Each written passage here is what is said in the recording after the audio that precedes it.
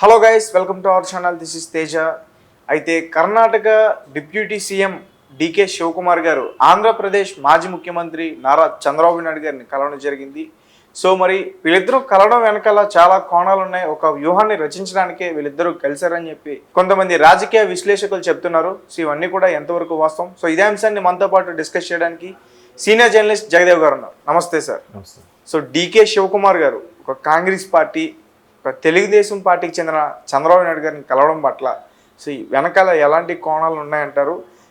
ఎలాంటి విషయాలపై చర్చలు జరిపే అవకాశం ఉంటుంది? అంటే మీరు ఇలా అడగడంలో ఉద్దేశం ఏంటంటే, నిన్న నేను కూడా విజువల్ చూశాను. శివకుమార్ గారు ఎయిర్పోర్ట్లో కలిసినప్పుడు పర్టికులర్గా శివకుమార్ గారు చంద్రబాబు గారిని పక్కకి తీసుకెళ్ళి మరీ మాట్లాడారు. అక్కడ ఆయన బాడీ గార్డ్స్ అందరూ ఉంటుండగా కూడా కమాండోస్ అందరూ పక్కకి తీసుకెళ్ళి మరీ మాట్లాడడం చూసాము. బట్ మేధావులు కలిసినప్పుడు ఖచ్చితంగా అది టాపిక్ ఉంటుంది. ఊరికే వాళ్ళు పిచ్చాపాటిగా మాట్లాడుకోవడం అనేది ఉండదు. పక్కకి పిలిచి మరీ మాట్లాడారంటే ఏదో విషయం ఉండే ఉంటుంది. అయితే అంటే దాన్ని మనం రకరకాలుగా ఊహించుకోవడానికి ఆస్కారం ఉంటుంది. ఎవరు రేపొద్దున్న ఛానల్స్లో కానీ పేపర్లో కానీ ఎవరు పేపర్ ఓన్గా రాసేసుకుంటారు, అది వేరే విషయం. అంటే ఊహించేది ఎట్లా ఇలా అయ్యుండొచ్చేమో, ఇలా జరిగుండొచ్చేమో అని. అంటే ఇప్పుడు మొన్న రేవంత్ రెడ్డి గారు ముఖ్యమంత్రి అయిన తర్వాత కాంగ్రెస్లో, అంటే సడన్గా రేవంత్ రెడ్డి గారు టాపిక్ ఎందుకు చెప్తున్నానంటే, రేవంత్ రెడ్డి గారు ఒకప్పుడు టీడీపీలో ఉండే నాయకులే కాబట్టి అక్కడికి వెళ్ళిన ఒక సంవత్సరం 2 ఏళ్ళలోనే ఇప్పుడు సంవత్సరంన్నరలోనే ఆయన పీసీసీ చీఫ్ అయిపోయారు. సో రేవంత్ రెడ్డి గారు లాస్ట్ వరకు టీడీపీలో ఉండి పోరాడిన వ్యక్తి రేవంత్ రెడ్డి గారు ఒక్కరే తెలంగాణలో. మిగతా అందరూ కూడా జంపు జలానీలు కాంగ్రెస్కి, బీఆర్ఎస్కి, టీడీపీకి షిఫ్ట్ అయిపోయి వెళ్ళిపోయారు. ఇంకా టీడీపీలో ఎవరూ లేరు. ఇప్పుడు సోకాల్డ్ ఇప్పుడు కడియం శ్రీహరి గారిని కానీ, ఎర్రబెల్లి దయాకర్ గారు కానీ, ఈ పెద్ద పెద్ద సీనియర్ లీడర్స్ అందరూ కూడా, ఇంక్లూడింగ్ కేసీఆర్ గారు కూడా, అటు ఒకప్పుడు టీడీపీలో ఉన్న వ్యక్తులేగా వీళ్ళంతా. సో వీళ్ళందరూ అలా వెళ్ళిపోయిన తర్వాత రేవంత్ రెడ్డి గారు అలా ఉండి ఈయన కూడా బీఆర్ఎస్కి కానీ లేదంటే కాంగ్రెస్కి ఏదో బీజేపీకి ఇంకెక్కడికి వెళ్తారేమో, బీఆర్ఎస్కి మ్యాక్సిమం వెళ్ళిపోతారేమో అనుకున్నాం. కానీ అనూహ్యంగా ఒక కాంగ్రెస్ స్టెప్ తీసుకున్నారు. సో అప్పుడు కూడా చంద్రబాబు గారు సలహాలు సూచనల మేరకే, చంద్రబాబు గారి ఐడియాలజీ ప్రకారం ఈయన అటు షిఫ్ట్ అయ్యారని కూడా రకరకాల వార్తలు వచ్చాయి. అప్పుడు కొంతమంది ఇబ్బంది పడిన వాళ్ళు కూడా ఉన్నారు. అబ్బా, ఈయన ఎందుకు బీజేపీ వెళ్ళి ఉంటే బాగుండేది కదా, సెంటర్లో ఏదో పోస్ట్ అయినా వచ్చి ఉండేది కదా అని. ఎందుకు అంతకుముందు టీడీపీలో ఉన్న సుజనా చౌదరి కానీ, సీఎం రమేష్ గారు, ఎంపీలు వీళ్ళు కూడా బీజేపీకి షిఫ్ట్ అవ్వడం, రేవంత్ రెడ్డి గారు కూడా అటే షిఫ్ట్ అవుతారేమో అన్నట్టుగా కొన్ని ఊహాగానాలు వినిపించాయి. కానీ ఆయన అనూహ్యంగా కాంగ్రెస్లోకి షిఫ్ట్ అయ్యారు. సో అలా అయిన తర్వాత మొత్తానికి పార్టీలో గ్రిప్ సంపాదించుకున్నారు. గ్రిప్ సంపాదించుకున్న 4 ఏళ్ళు 5 ఏళ్ళలోనే ముఖ్యమంత్రి కూడా అయిపోయాడు కదా. అక్కడ గ్రిప్పులు కాంగ్రెస్లో చేరడం, ఒక సంవత్సరంన్నరలోగా పీసీసీ చీఫ్ అవ్వడం, తర్వాత ముఖ్యమంత్రిగా కూడా అవ్వడం. ఆ ముఖ్యమంత్రికి కూడా ముఖ్యమంత్రి అభ్యర్థి పేరు ప్రకటించేటప్పుడు కీలక వ్యక్తిగా డీకే శివకుమార్ గారు కూడా వ్యవహరించారు కదా. సో ఇవన్నీ రీజన్స్ అన్ని చూస్తే రాజకీయ నాయకులు పార్టీల పరంగా, అభిప్రాయ భేదాల పరంగా వేరువేరు పార్టీలో ఉండొచ్చు, కానీ వాళ్ళు ఒకటే నాయకులు అని నేను అనుకుంటాను. మేబీ డీకే శివకుమార్ గారు ఇక్కడ రేవంత్ రెడ్డి ముఖ్యమంత్రి పేరుగా ప్రకటించడంలో కీలక పాత్ర పోషించారేమో. అసలు రేవంత్ రెడ్డి గారు వెనక అసలు వ్యూహం చంద్రబాబు గారిదే ఉందేమో. తెలంగాణ ఎన్నికల్లో కూడా చంద్రబాబు గారు స్ట్రైట్ అవే నేను ఈసారి టీడీపీ తరఫున కాంగ్రెస్ ఈ ఎలక్షన్లో పోటీ చేయట్లేదని ప్రకటించారు. అప్పటికి ఆయన జైల్లో ఉన్నారు కదా, రాజమండ్రి సెంట్రల్ జైల్లో ఉన్నారు. అదే విషయంలో కాసాని జ్ఞానేశ్వర్ గారు వెళ్ళి చెప్పినప్పుడు అడిగితే పోటీ చేయగానే వెంటనే ఆయన ఫీల్ అయ్యి బయటకు వచ్చి రిజైన్ కూడా చేశారు. సో దీని వెనకున్న పరమార్థం ఏంటంటే, టీడీపీ కూడా పరోక్షంగా కాంగ్రెస్కి సపోర్ట్ ఇచ్చిందనే కొన్ని వార్తలు కూడా వినిపించాయి. మేబీ అయ్యుండొచ్చు కూడా. ఎందుకంటే అక్కడ రేవంత్ రెడ్డి గారు కాబట్టి సపోర్టివ్గా, ఎందుకంటే ప్రభుత్వ వ్యతిరేక ఓటు చీలిపోకుండా ఉండడం కోసం రేవంత్ రెడ్డి గారికి సపోర్ట్ ఇచ్చే అంశంలో అలా చేసిండొచ్చు. ఎందుకు ఇక్కడ బీఆర్ఎస్ అక్కడ వైసీపీ ఒకటే కదా. ఎందుకు ఒకటే అని నేను చెప్తున్నానంటే, ఇక్కడ కూడా కొన్ని ఆధారాలు కొన్ని సిమ్టమ్స్ వల్ల మాట్లాడుకుంటున్నాం, కానీ ఇది ఖచ్చితంగా కాంగ్రెసు టీడీపీ ఒకటే అని చెప్పి ఖచ్చితంగా చెప్పడానికి ఆధారాలు లేవు. బట్ బీఆర్ఎస్ వైసీపీ ఒకటే అని చెప్పడానికి చాలా ఆధారాలు ఉన్నాయి. ఎలా అంటే అక్కడ ఎన్నికల క్యాన్వాసింగ్లో కూడా బీఆర్ఎస్ వాళ్ళు చాలా మాట్లాడారు.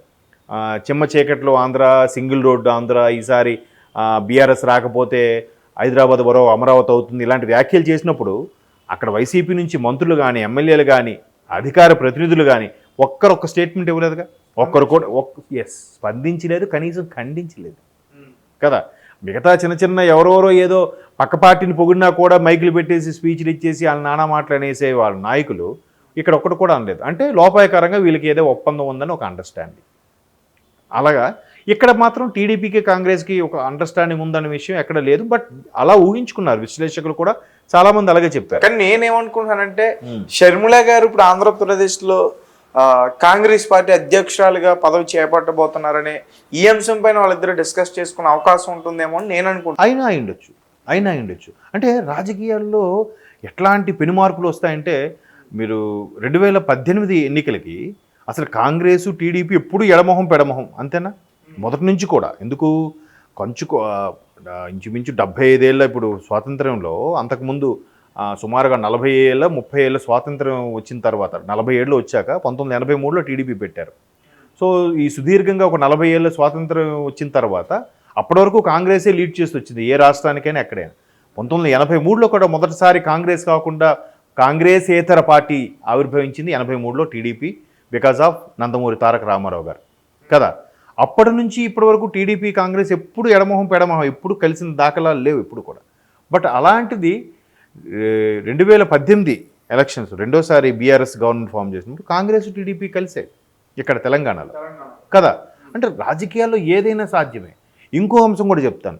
మేబీ మీరు అన్నట్టుగా షర్మిలాకి పీసీసీ చీఫ్గా ఇస్తున్నారనే అంశంలో మాట్లాడుకున్నప్పుడు మీకేం ఇబ్బందా, మీ రాష్ట్రానికి మీకేంటి, అట్లా వచ్చినప్పుడు కాంగ్రెస్కి ఏమైనా అవకాశం ఉంటుందా, ఎంతవరకు మాకు టీడీపీ జనసేన కలిసి వెళ్తున్నాయి కాబట్టి కాంగ్రెస్కి మాకు ఒక సీట్ అయినా వస్తుందా అని కూడా అడుగుండొచ్చుగా డీకే శివకుమార్ గారు.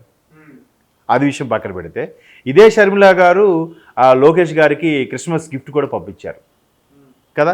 అది ఆయన ఓపెన్గా ట్వీట్ చేశాడు, ఒక ప్రెస్ మీట్లో కూడా చెప్పారు. మరి దీన్ని ఎలా అర్థం చేసుకోవాలి?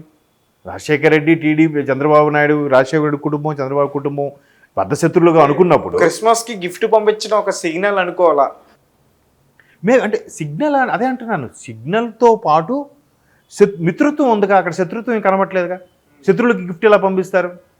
కౌంటర్ ఏదో వేస్తారు. కానీ ఆయన కూడా థ్యాంక్ యూ అన్నట్టుగానే ట్వీట్ చేశాడు. తర్వాత మొన్న ప్రెస్ మీట్లో కూడా చెప్పాడు, అవునబ్బా నాకు ఆ గిఫ్ట్ వచ్చింది, అందింది, అంటే ట్విట్టర్ ద్వారా కూడా స్పందించాను కదా అని కూడా అన్నాడు ఆయన. మళ్ళీ ఒక జర్నలిస్టు రిపీటెడ్ క్వశ్చన్ వేసినప్పుడు నారా లోకేష్ అదే చెప్పారు ఆయన. సో దీన్ని ఎలా చూడొచ్చు? అదే అంటున్నాను, కాంగ్రెస్ టీడీపీ కలవాలనుకున్నా అది కలిసాయి. సో రేపు షర్మిల గారు కూడా మళ్ళీ టీడీపీకి ఫేవర్గా మద్దతుగా పనిచేస్తారేమో. అప్పుడు జగన్మోహన్ రెడ్డి గారు గెలుస్తారని నేను అనుకుంటున్నాను. ఎందుకు గెలుస్తారు? గెలవరు. ఎందుకంటే తెలంగాణలో అదే జరిగింది కదా సార్. కూటమితో పోటీ చేస్తే అప్పుడు ఇక్కడ ప్రజలు బీఆర్ఎస్ గెలిపించారు, కాంగ్రెస్, టీడీపీ, సిపిఎం ఇక్కడ గిఫ్ట్ ఇచ్చినంత మాత్రం కలిసి పనిచేస్తారని అంటే బహిరంగమైన మద్దతులు ఉండవు. బహిరంగ మద్దతులు ఉండవు. ఇప్పుడు ఇంకోలా కూడా ఆలోచించవచ్చు.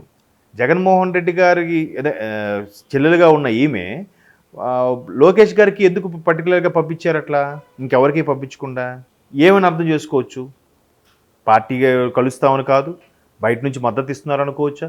లేదంటే రేపొద్దున నేను పార్టీ పీసీసీ చీఫ్గా వస్తున్నాను కాసుకో అన్నట్టుగా అనుకోవచ్చా? చెప్పలేం కదా.